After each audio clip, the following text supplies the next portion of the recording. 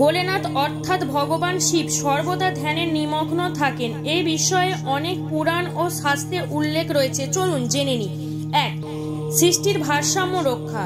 শিব ধ্যানের মাধ্যমে তার ভিতরে শক্তিকে নিয়ন্ত্রণ করেন, যা সৃষ্টিকে ধ্বংস করতে পারে। তিনি ধ্যানস্থ থাকলে প্রাকৃতিককে ভারসাম্য বজায় থাকে। 2. যোগী ও তপস্যার দেবতা। শিব হলেন আদি যোগী, সমস্ত যোগের মূল্য। তিনি যোগ সাধনের প্রতীক। তার ধ্যানস্থ রূপ দেখা আত্মনিয়ন্ত্রণ, স্থিতি ও আধ্যাত্মিক উন্মেষ। 3. রাগ ক্রোধ নিয়ন্ত্রণ। শিবের রুদ্র রূপ অন্তত প্রলয়। ধ্যানের মাধ্যমে তিনি নিজের শান্ত রাখেন, যাতে রাগে ধ্বংস না ঘটে।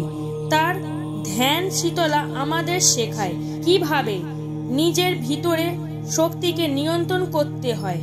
4. কারণ তিনি আত্মজ্ঞান ও চেতনার উচ্চতম স্তরে অবস্থান করেন। ধ্যানে হলেন মোক্ষের পথ। এটি শিবের সবচেয়ে বড় বার্তা। এই রকম ভিডিও পাওয়ার জন্য চ্যানেলটিকে সাবস্ক্রাইব করুন, আমাদের সঙ্গে থাকুন।